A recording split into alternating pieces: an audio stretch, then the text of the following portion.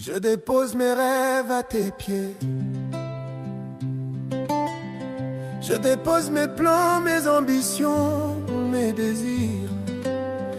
J'ai trop voulu faire à ma manière, mais aujourd'hui je veux seulement ce que toi tu veux pour moi.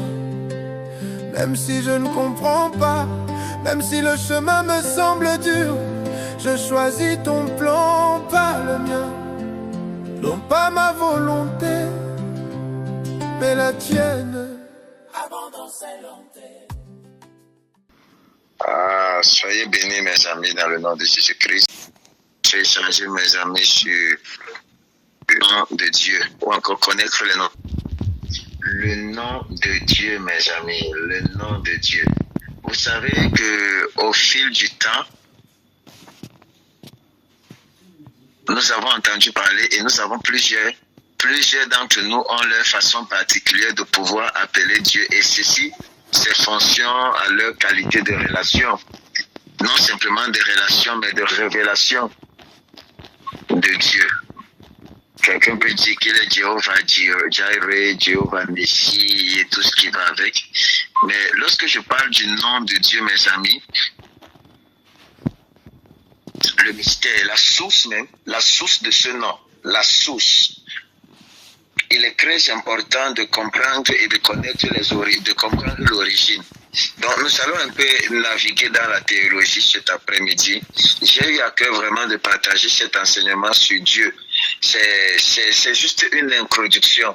Parce qu'avec le temps, nous allons entrer en profondeur vraiment sur la nature de Dieu, sur la personne de Dieu. Nous allons parler de la divinité, nous allons parler de l'eschatologie, nous allons parler, mes amis, de la pneumatologie par la grâce de l'Éternel. Mais il est très essentiel pour nous en tant que chrétiens, parce que beaucoup de personnes aujourd'hui sont dans l'église, disent qu'elles sont chrétiens, mais ne comprennent et ne connaissent pas véritablement.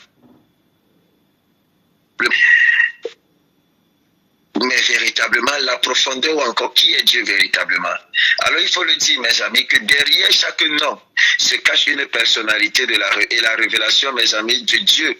Du nom nous permet de connaître le personnage. Derrière chaque nom, il y a une révélation, mes amis, cachée.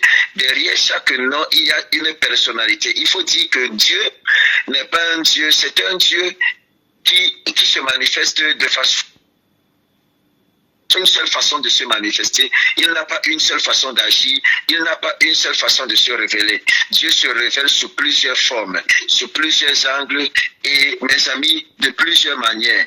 Et en fonction de la façon qu'il va se révéler, il y aura une appellation qui lui sera donnée. Il y a des personnes qui ont connu l'Éternel comme l'Éternel pourvoyeur. Il s'est révélé dans des vies comme étant celui qui pourvoyait. D'où ces personnes-ci, mes amis, vont commencer à l'appeler Jéhovah Jireh. Ça veut dire l'Éternel pourvoyeur. Il y a d'autres personnes qui ont expérimenté Dieu comme le Dieu qui guérit. Et elles vont donc appeler ce Dieu-là Jéhovah Rapha. Mais maintenant, mes amis, dans toutes ces appellations-là sont contenues dans une seule même personne, un seul même nom, une seule origine. C'est vrai que selon la langue de l'appellation de ce nom, cette langue est une langue morte, parce que c'est une langue ancienne. Au temps ancien, les Hébreux n'écrivaient pas. Ils ne parvenaient pas à retranscrire. Ça veut dire qu'il y a certains mots, il y a certaines formes qui ont disparu. Beaucoup de théologiens ont essayé de retranscrire de leur façon, mes amis, mais n'ont toujours pas réussi jusqu'à présent. On a gardé le fond sans la forme. Jusqu'ici, on se comprend? Oui. Ok. Alors, mes amis, dans la Bible, Dieu a joué plusieurs rôles. Dans la Bible, dans l'Ancien Testament comme dans le Nouveau Testament, voire même jusqu'aujourd'hui, au 21e siècle, l'Église du 21e siècle, l'Éternel continue à jouer plusieurs rôles et on continue à lui attribuer, mes amis, plusieurs noms en fonction de ses rôles ou encore en fonction de ses manifestations. Comprenez bien que quand je veux parler de rôle, je parle son nom véritable avait toujours été un mystère. Pourquoi? Parce qu'il devait apporter la délivrance à l'humanité. Le nom véritable de l'Éternel. Dans le nom véritable de l'Éternel, vous allez comprendre et vous allez voir avec moi, pendant qu'on sera en train d'évoluer, qu'est contenu toute l'histoire de l'humanité. Est-ce que je parle à quelqu'un? Amen. Alors, lorsque vous allez lire la Bible dans le livre de Genèse chapitre 1, à partir du verset 2, mes amis, dans l'histoire de la création, vous allez vous rendre compte que du premier jour jusqu'au 5e jour, l'Éternel se révélera d'une façon, mes amis, et dans sa manifestation, le nom qui lui sera attribué sera le nom Elohim, mes amis. Elohim, le Dieu créateur de tout, mes amis. Le Dieu qui est à l'origine de tout. Le Dieu qui fait tout, mes amis. Et pour le 6e jour, Dieu va se révéler autrement, mes amis. Et il se révélera comme étant Yahvé. Et Yahvé, si, mes amis, dans le terme grec, on appelle ça le tétagramme. Tétagramme, notez bien. Le tétagramme, c'est un terme théologique attribué au nom de Dieu. Pourquoi? Parce que ce nom-ci provient d'une langue qui est morte et qu'on ne parvient plus à trouver véritablement les syllabes. Yahvé, cela est écrit Y-H-W-H.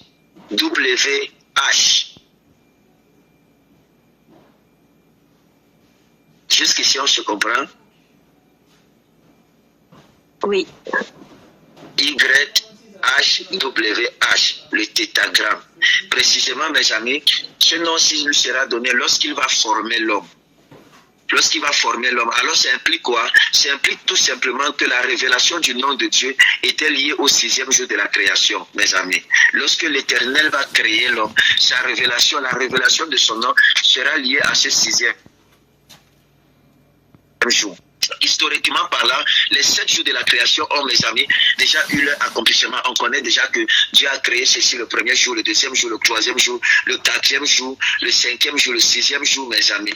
Mais prophétiquement parlant, nous sommes encore dans la manifestation du 6e jour, c'est-à-dire l'accomplissement. Je vais m'expliquer. Je m'explique, mes amis. Est-ce qu'on peut faire une étude approfondie du tétagramme? Quand je dis tétagramme, comprenez bien que je dis Yahvé. Y-H-W-H. Nous allons faire une étude approfondie de chaque lettre. Commençons par le Y, mes amis. Y ici, c'est Yod. Yod signifie la main. La main. Et numériquement parlant, la valeur de Yod, de Y, si c'est la valeur 10, il faut noter ça. Parce que tout ça a sa signification, je vais vous expliquer tout à l'heure. J'estime que je ne suis pas en train de parler aux simples chrétiens. Parce que tel que je vous ai dit, ce groupe-ci n'est pas simplement pour les simples chrétiens.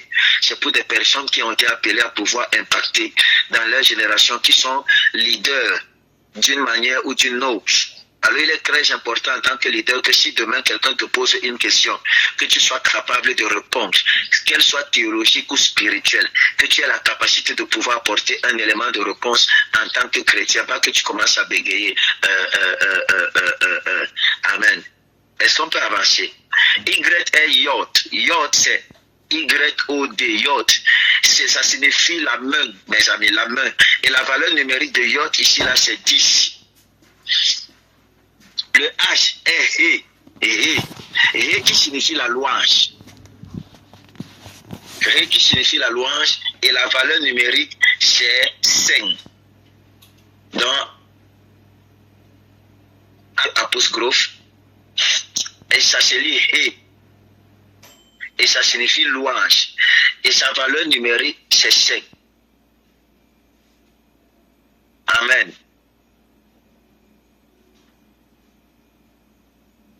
Vous êtes avec moi jusqu'ici. Maintenant, nous avons le double. C'est dommage que vous ne soyez pas en face de moi. C'est que je serai en train de dessiner. Mais je vais essayer de mettre ça par écrit pour vous envoyer. Le H, mes amis, le W, c'est le WAF.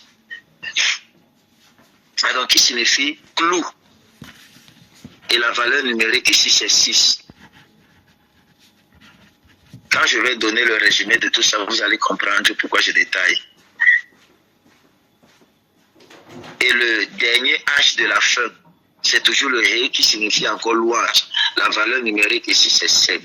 Alors, au travers de cette décomposition, mes amis, du pentagramme, nous comprenons, mes amis, que la main de Dieu, c'est-à-dire Yod, a formé l'homme, selon le livre de Job, chapitre 10, le verset 8. Donc, la main de Dieu, Yod, a formé l'homme. Amen. Amen. Amen. Le Yod a formé l'homme, c'est-à-dire la main de Dieu. Job chapitre 10, verset 8, pour qu'il le loue. Donc, l'homme a été créé, le but de la création de l'homme, c'est pour louer Dieu. L'homme a été créé par Dieu pour louer Dieu, pour adorer Dieu. C'est pourquoi la Bible déclare qu'à la fin, lorsque nous allons nous retrouver, nous allons simplement louer l'Éternel. On ne va connaître que là-bas les cantiques, les louanges et l'adoration. Il n'y aura pas autre chose. Ça, quand même, vous le savez. Hein, mon frère Thomas? Ça, quand même, on le sait. Amen. Donc, ça veut dire, je recommence. La main de l'Éternel, c'est-à-dire le Yod, a formé l'homme pour le louer, le hé. Mais ce dernier va être cloué, le Waf. Amen. Va être cloué par ceux qui étaient prédestinés à le louer. Zacharie chapitre 12, le verset 10. Par amour, par son amour, mes amis, il va donc le racheter, afin que l'homme continue à le louer, le hé. Donc, la main forme l'homme pour que l'homme le loue, mais celui qui, par sa main, a formé l'homme sera crucifié par ses mains seront percées, afin de pouvoir racheter l'homme pour qu'il continue à le louer.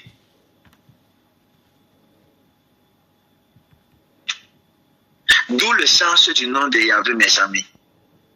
Vous voyez qu'au travers de la décomposition de tous ces noms, nous avons l'histoire de la création, nous avons l'histoire de la désobéissance, nous avons l'histoire de la crucifixion, nous avons l'histoire du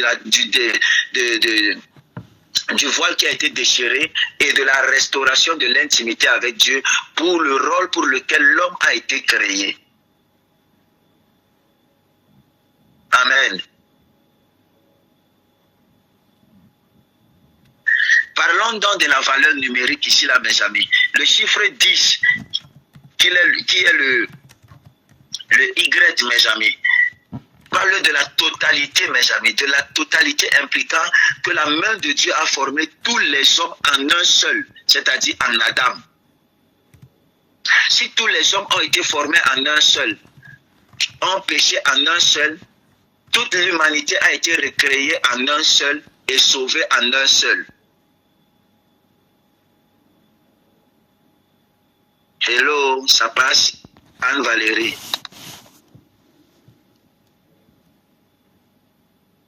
Est-ce que ça passe? Est-ce que vous m'entendez? Oui. Voilà. Tous les hommes ont été formés en un seul, créés en Adam, crucifiés, mes amis, désobéis en Adam. Parce que nous sommes condamnés par le péché d'un seul. Et nous sommes rachetés par le salut et l'amour d'un seul. Maintenant, le hé, qui est le chiffre 5, mes amis, signifie quoi? Signifie la grâce. Nous savons tous que le chiffre, c'est la grâce, mes amis. Montre que c'est par la grâce que Dieu l'a établi dans le jardin, mes amis. Et c'est par la grâce que Dieu, mes amis, a restauré l'homme. L'homme n'avait rien fait. L'homme ne méritait pas, mes amis, mais par la grâce, l'Éternel va sauver l'homme. Le chiffre 6 est lié, mes amis, est le chiffre de l'homme. Ceci montre, mes amis, que Dieu va prendre dans le WAP, mes amis, Dieu va prendre le corps de l'homme afin d'être cloué par celui-ci. Amen. Amen. Amen, David. Amen. Maintenant, mes amis, dans ce symbole où l'homme, Dieu va venir prendre la forme d'un homme pour être crucifié par les hommes.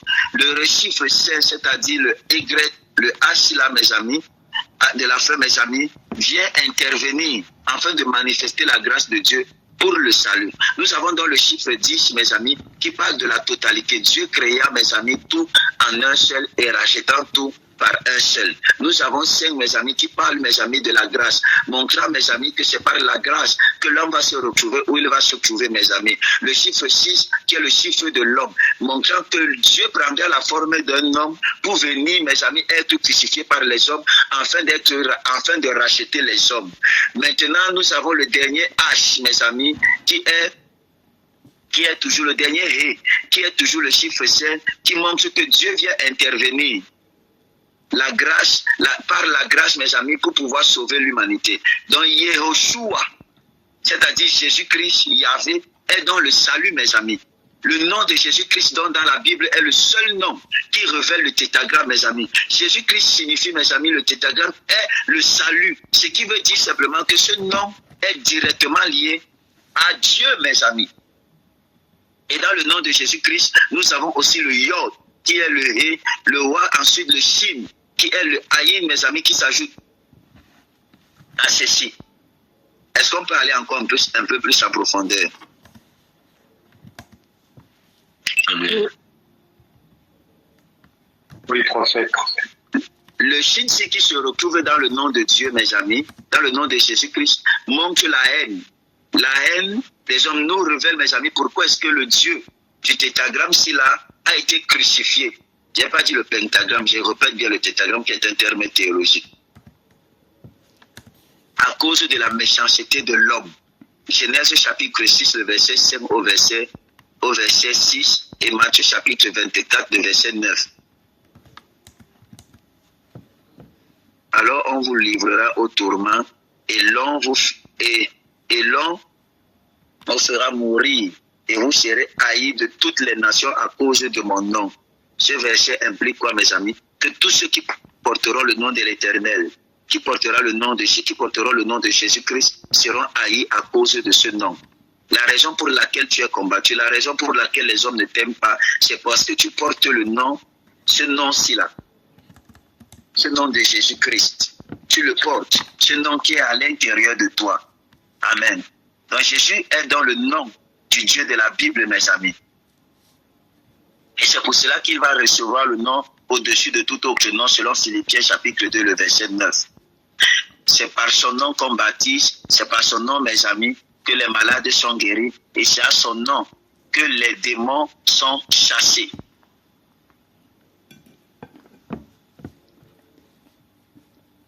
Amen. Amen. Est-ce que je peux aller encore un peu en profondeur avant qu'on ne... Vas-y. Amen. Je répète, ce n'est qu'une introduction parce que nous allons parler, véritablement, nous allons entrer et parler de Dieu dans les jours à venir. J'introduis juste. Alors, mes amis, le tétragramme est donc quoi, mes amis? C'est le nom donné aux 4 lettres hébraïques qui représentent le nom de Dieu dans la Bible hébraïque, mes amis. Ce nom est considéré comme sacré. Et mes amis, est souvent traduit par « Je suis qui suis ». Lorsque Dieu va se révéler à Moïse dans le livre d'Exode chapitre 3, verset 14 au verset 15. Y, H, W, H. Ça veut dire il est plus présent. Il est, il a été, il est et il sera, mes amis. Alors l'origine du tétragramme, mes amis, va apparaître non simplement au 6e jour, mais va prendre forme lorsque Dieu va se révéler à Moïse. Lorsque Dieu va demander à Moïse, il va parler à Moïse, et il va dire à Moïse que c'est toi que j'ai choisi pour aller libérer ce peuple. Il va le dire, je suis celui qui suis, en d'autres termes, Ehe, Hacher, Ehe. Ehe, Hacher, Ehe, mes amis. Ce qui veut dire en abrégé, ce qui signifie en abrégé, mes amis, il y avait je suis celui qui suis. Ehe, c'est écrit E-H-Y-E-H. Hacher, A-S-H-E-R. Et encore, donc vous remettez simplement. C'est bon, vous avez pu noter?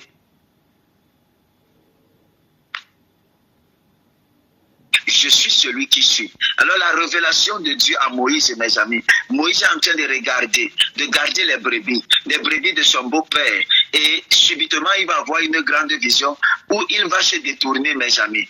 Et la question de Moïse, lorsqu'il va se retrouver là, mes amis, Dieu va parler à Moïse en lui disant, je suis le Dieu d'Isaac, je suis le Dieu d'Abraham, je suis le Dieu de Jacob, le Dieu de tes pères. Amen. La question de Moïse va susciter quelque chose. Et Moïse va dire, mes amis, qui suis-je pour aller vers Pharaon et pour faire sortir d'Égypte les enfants d'Israël? Et Dieu va répondre, je serai avec toi, mes amis. Selon Exode 3, le verset 12. La révélation donc de ce nom, Moïse demande à Dieu, voici, j'irai vers les enfants d'Israël et je leur dirai, le Dieu de vos pères m'a envoyé vers vous. Mais s'ils me disent quel est son nom, que leur répondrai-je? Exode 3, le verset 13. Et Dieu va lui dire, va leur dire, je suis et je suis celui qui suis. Amen. Amen. Je suis celui qui suis. L'Éternel Yahvé. Je suis le plus présent, mes amis. Mais la signification de c'est plus profonde. Ça ne veut pas simplement dire que l'Éternel est là, mes amis. Ça exprime l'existence éternelle et immuable de Dieu. Ça exprime, mes amis, que Dieu est indépendant, mes amis, de tout et qui existe, et il existe par lui-même. Il est un et éternellement suffisant avec lui-même. Il n'a pas besoin de support pour exister. Il a été, il est et il sera. C'est ce que ce nom-là signifie. Je suis celui qui suis dans ta vie. Avant que tu ne sois, j'étais. Pendant que tu es, je suis. Et même après que tu ne seras plus, je serai. Je suis l'Éternel, ton Dieu. Je suis plus profond, plus grand que ce que tu penses. Amen. Amen. Et ce nom exprime, mes amis, l'existence éternelle de Dieu, qui n'a ni commencement, qui n'a ni fin. Il n'a ni commencement, il n'a ni fin, mes amis. Ce nom exprime l'immutabilité, mes amis, de l'Éternel. Il exprime, mes amis, que Dieu ne change pas, qu'il est toujours le même. Il exprime l'indépendance de Dieu. Il n'a besoin de rien ni personne pour pouvoir exister. Que nous l'adorions pas, il existe. Il existe. Mais à cause du fait que nous avons été créés pour l'adorer, notre but, mes amis, se retrouve lorsque nous commençons à l'adorer et lorsque nous sommes dans sa présence et dans son intimité. Alors la prononciation, mes amis, du tétragramme, mes amis, la prononciation originale a été perdue. Parce que les Hébreux n'écrivaient pas les voyelles, il faut le dire tel que je le disais au début, mes amis. Les spécialistes vont débattre sur la prononciation exacte, mais les hypothèses les plus courantes sont Yahvé ou encore Jéhovah. Yahvé avec Y-A-H-W-E-H. Ou encore Jéhovah, mes amis. Pourquoi? Parce que les Hébreux n'écrivaient pas les voyelles, mes amis.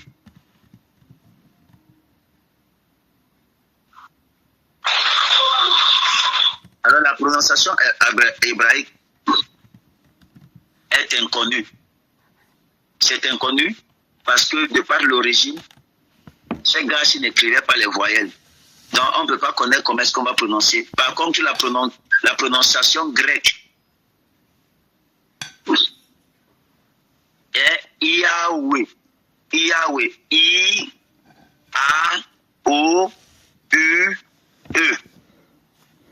Pour bien prononcer, mes amis. Et la prononciation du latin, c'est Jéhovah.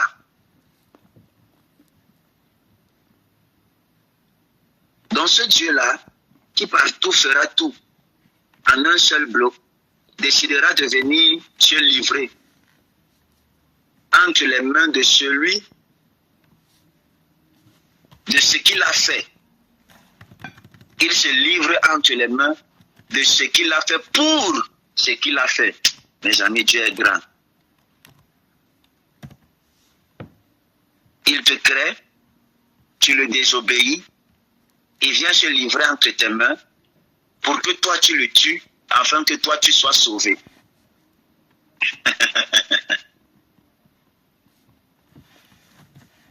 Je ne sais pas si on se comprend.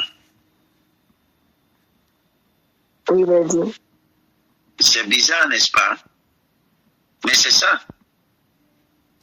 Parce que les mêmes hommes qui ont été guéris par Jésus-Christ, ce sont les mêmes hommes qui ont crié crucifiez-le. Les mêmes hommes qui ont mangé le pain de Jésus-Christ, ce sont les mêmes hommes, mes amis, qui ont crié crucifiez-le. À mort, à mort, à mort. Ce sont les mêmes hommes. Et ce n'était pas les personnes qui l'ont crucifié, mes amis. À la hauteur de la croix, Jésus-Christ va faire quelque chose d'assez fort. Il va dire, Père, pardonne-leur, car ils ne savent pas ce qu'ils font. Malgré tout ce que nous avons fait, malgré, mes amis, tout ce qui a pu se produire, l'Éternel va décider de se donner pour nous. Un Dieu qui existe et qui n'est soutenu par rien. Il n'a pas besoin de prouver et de se prouver lui-même, mes amis. Il n'a besoin de prouver rien à personne. Il existe par lui-même. Il est soutenu par lui-même. Avant la fondation du monde, il existait. Il est, mes amis. Depuis le commencement, il a fait, il est. Et nous sommes par lui et nous existons par lui. Le bras de l'Éternel, le yoke de l'Éternel nous a fait. Et malgré le fait qu'il soit si puissant, il se rabaisse à notre niveau. Il se rabaisse à ton niveau, il se rabaisse à mon niveau. Pour que nous soyons comme lui, en communion avec lui, partageant, mes amis, sa gloire. Pour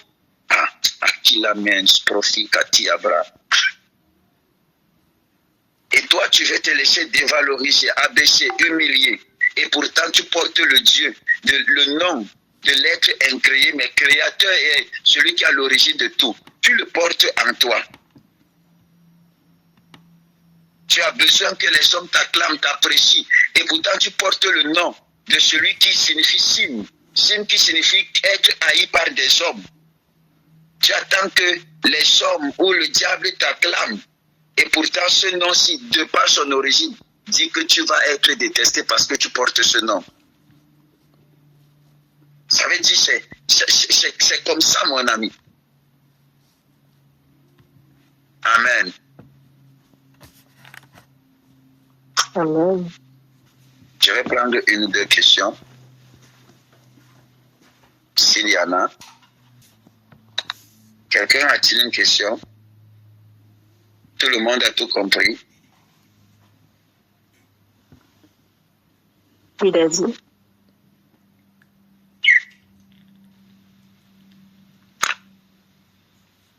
Félicia, tu as tout compris? Tavares, tes filles, c'est bon pour toi? À peu près, ouais, à peu près. Puisse l'Éternel te bénir, vous bénir dans le nom puissant de Jésus-Christ. Amen. Puisse la grâce de l'Éternel parler. Le Dieu qui n'a pas besoin d'être soutenu, c'est lui qui vous soutient, mes amis. C'est lui qui vous soutient. Il est votre soutien. Il est votre force. Il est tout pour nous, mes amis. Et pour cela, rien ne pourra l'arrêter, mes amis. Que sa grâce, mes amis, soit sur vous dans le nom puissant de Jésus-Christ. Amen.